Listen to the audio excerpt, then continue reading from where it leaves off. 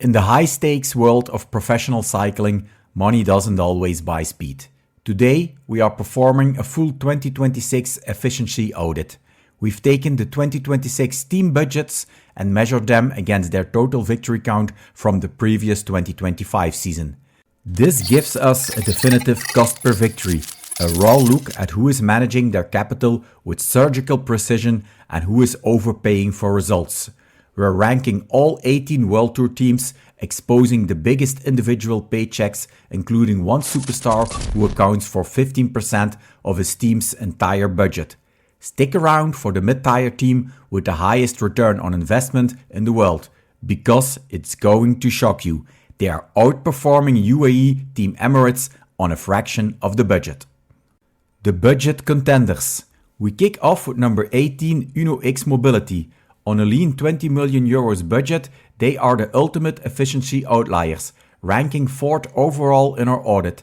At just 817,000 euros per win, they prove you can dominate the mid-tier without a mega budget. Søren Wernskjold is the highest paid asset with 900,000 euros annually. At number 17, Lotto Intermarché with 22 million euros. They've invested heavily in Arnaud Delis with a 1.2 million euro contract. However, Delis has been struggling to find his peak form recently, which highlights the massive risks for mid-tier teams. When your million euro spearhead isn't delivering, your return on investment takes an immediate hit. Then there is number 16, Team Picnic PostNL with 23 million euros, or efficiency villain. Despite a mid-range budget and paying Fabio Jacobsen 1 million euro, they are spending a staggering 5.75 million euros per victory. That is the worst return on investment in the entire World Tour. But wait, before you write off Picnic PostNL as a financial failure, you have to look at their exit strategy. While their on-road return on investment is disastrous, their boardroom return on investment is a masterclass in cycling economics, because they developed a world-class asset and made big money. More on this later. But keep an eye on the screen, because we're approaching a team that does exact the opposite. Their cost per win is almost 10 times lower than Picnic's. Number 15, NSN Cycling. The successor to Israel Premier Tech has a budget of 24 million euro, with Binyam Girmay taking a 2 million euro slice of the pie. Number 14, XDS Astana with 25 million euro is a surprise of the year, ranking 3rd in return on investment at 781k per win. They have avoided the superstar trap and spread their funds across consistent riders like Lorenzo Fortunato with a salary of 1.2 million euro.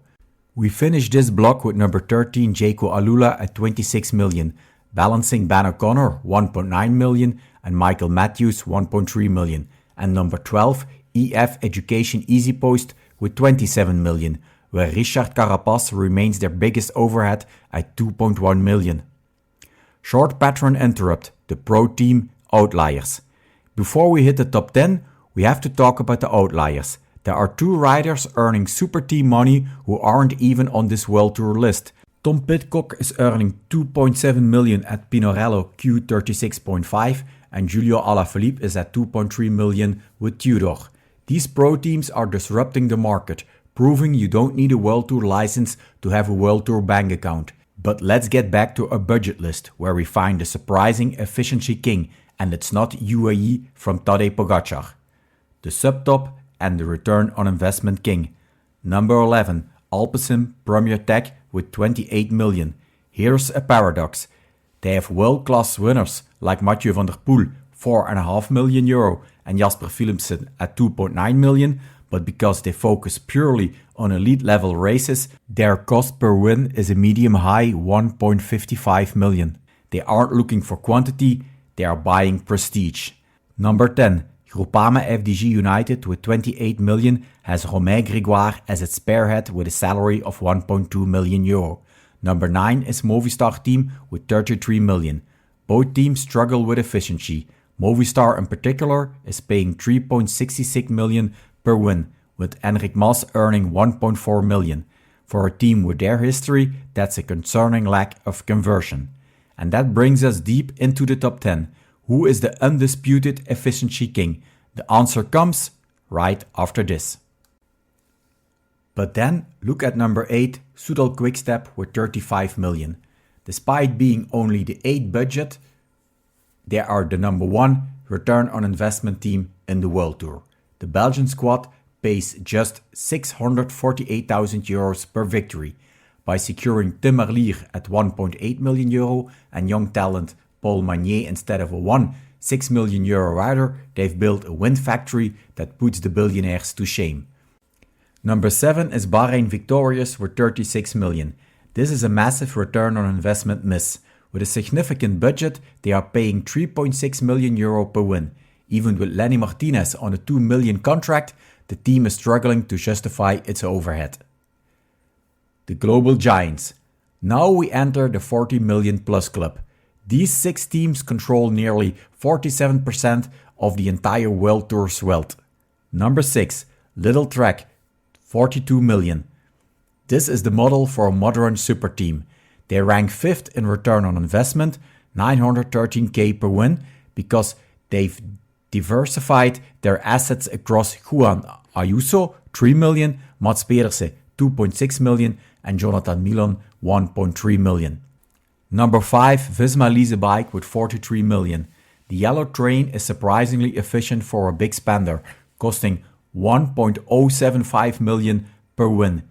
With Jonas Vingegaard earning 6.5 million and Wout van Aert at 4 million, they are paying for top tire quality, and usually it pays off.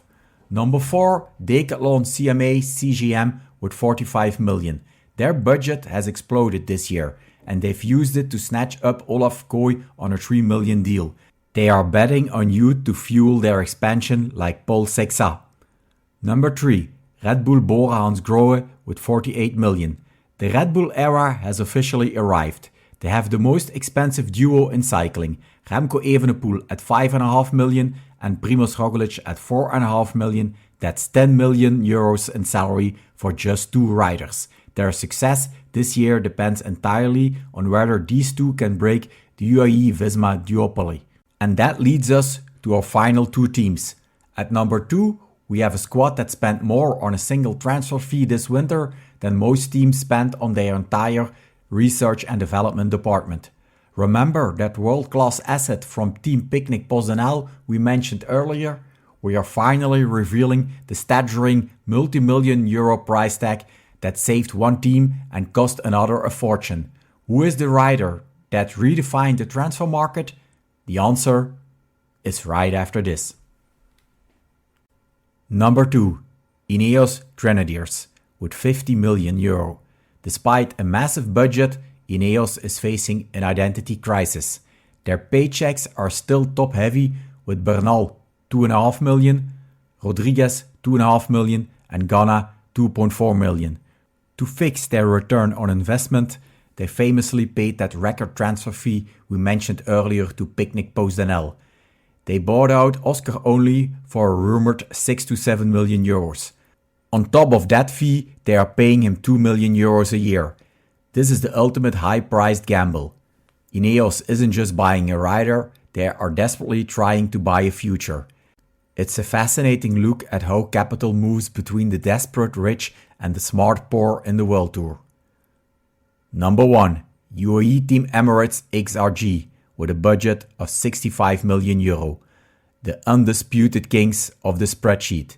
Their budget is more than 3 times that of Uno-X Mobility. But here is the most insane stat in cycling, Tadej Pogačar. Between his 8.2 million euro salary and his 1.25 million euro in performance bonuses, he cost the team 9.45 million euros last year. That is 15% of the team's entire budget spent on one man. But with 97 team wins in 2025, their return on investment is actually the second best in the world at 670,000 euros per win. It turns out, when you have the best rider of this era, the investment is worth every cent. The finance-driven future. What this 2026 efficiency audit proves is that the economics of the World Tour have shifted. It's no longer just about who has the strongest legs, It's about who has the most sophisticated financial strategy. We see two distinct models for success.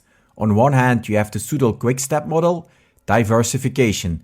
They spread their 35 million across multiple high-yield assets, resulting in the best return on investment in the business. On the other hand, you have the UAE monopoly model, extreme concentration of capital.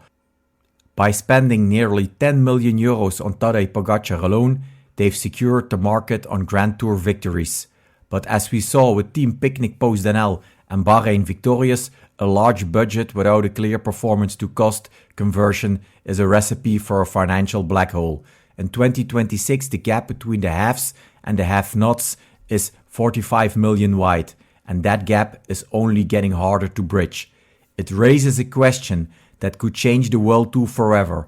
Are we witnessing the birth of an unstoppable Super League that will bankrupt the rest of the sport? Our final verdict on the super team crisis and the one solution that could save cycling is coming up right after this. Conclusion: numbers don't lie, and our final verdict is this: the World Tour has officially reached its tipping point. When 9 teams control 64% of the wealth, we aren't just heading toward a Super League, we are already living in one. If the UCI doesn't implement a hard budget cap within the next 2 seasons, the bottom 9 will stop being competitors and start being nothing more than training camps for the elite. The only exit at Picnic Post-Denel shouldn't be a business model, it should be a warning sign. But that's just our take on the data. Now we want to hear from you. Is the Pogačar tax, spending 15% of a total budget on one man, the smartest move in cycling, or is it a dangerous gamble for the stability of a team? Should there be a budget cap to level the playing field, or should the big spenders be allowed to keep pushing the limits of cycling finance? Is the future of cycling about winning races, or is it about developing and selling assets? Drop your comments below. We read every single one of them. If you enjoyed this deep dive into the business of the peloton, hit that like button and subscribe for more data-driven cycling analysis in the future. Thanks for watching and stay tuned at Cycling for Cycling, the stats.